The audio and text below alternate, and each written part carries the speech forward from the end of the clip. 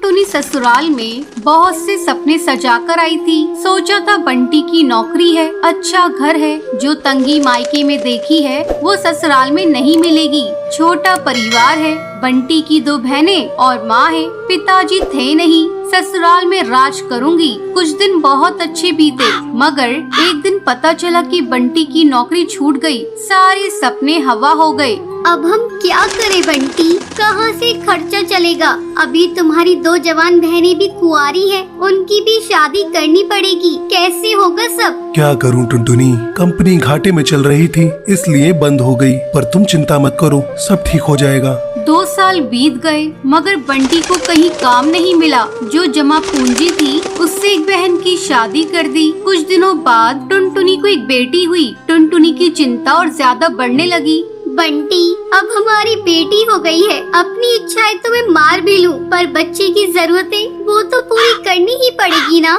जानता हूँ, कोशिश कर तो रहा हूँ। और 1 साल बाद टुनटुनी ने एक और बेटी को जन्म दिया। बंटी की माँ बोली, बंटी, तेरी एक बहन की शादी तो हो गई, मगर बेटा अभी दूसरी भी है, उसका क्या होगा? माँ, ये घोंसला बेच देते हैं, कुछ दिन किराए पर रह लेंगे। मैं क्या करूँ, दिन रात कोशिश में लगा रहता हूँ, पर कहीं काम मिल ही नहीं रहा।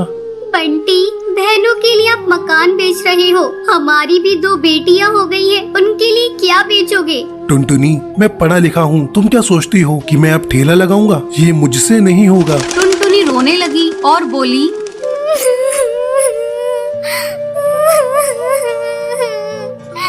तो क्या मैं अपने बच्चों के लिए 10 रुपए के अनाज के लिए भी तरसती रहूं? दोनों बच्चियां दाने के लिए रोती रहती है, क्या पानी से उनका पेट भरती रहूं? जब तक कोई नौकरी नहीं मिलती तब तक तो कुछ कर ही सकते हो, या मुझे ही काम करना पड़ेगा?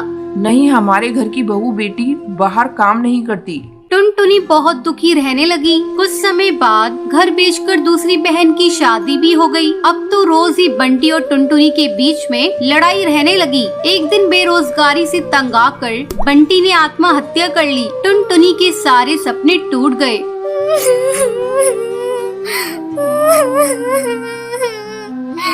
मैं बिल्कुल अकेली हो गई हूँ। अब जिम्मेदारी टुनटुनी के सर पर थी। बूढ़ी सास, अपनी 2 बेटियां और घोंसले का किराया। कुछ आसपास के पक्षी गरीब समझकर बच्चियों को पुराने कपड़े और खाना देकर मदद कर दिया करते थे। टुनटुनी अपनी सास से बोली, माँ, 2 महीने गुजर गए, जो घर का पैसा बचा था वो सब खर्च हो गया। अब मुझे ही कोई काम करना पड़ेगा। जिस गरीबी में हमारे दिन कट रहे हैं, मैं नहीं चाहती कि मेरी बच्चियाँ भी गरीबी में दिन गुजारे। मगर तू करेगी क्या बहू? अपना कुछ काम करने के लिए पैसे भी तो चाहिए। कोई बात नहीं माँ, कोई तो मदद कर ही देगा। टुनटुनी ने सब रिश्तेदारों से मदद मांगी, पर किसी ने कोई मदद नहीं की। सब ये सोचते थे कि ये इतनी गरीब है, कहाँ से चुकाएगी। मायके से भी किसी तरह की कोई मदद नहीं मिली। टुनटुनी निराश हो गई और दुखी होकर रोने लगी।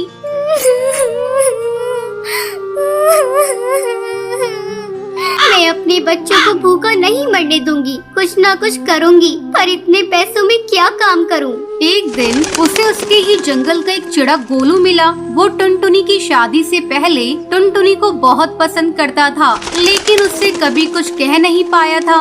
अरे टुनटुनी, कैसी हो तुम? और यहाँ कैसे? और ये क्या हाल बना रखा है तुमने अपना?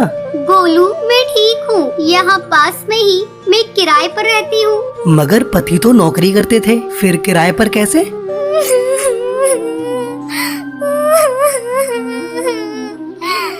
मेरे पति नहीं है, नौकरी छूट गई, घर बिक गया, बहुत गरीबी में दिन गुजार रही हूँ, कोई काम भी नहीं कर पा रही हूँ। मेरे पास केवल 1000 रुपए हैं, उसमें मुझे घर का खर्चा भी चलाना है और किराया भी देना है। मेरी सास बुजुर्ग है और मेरी 2 बेटियाँ भी है, कोई सहारा नहीं है, सबने साथ छोड़ दिया। कैसे कर पाऊंगी इतने कम पैसों में कोई काम? इतनी चिंता मत करो टुनटुनी, तुम चलो मेरे साथ। गोलू उसे चूड़ियों की थोक रेट वाली दुकान पर ले गया। ये मेरी ही दुकान है टुनटुनी।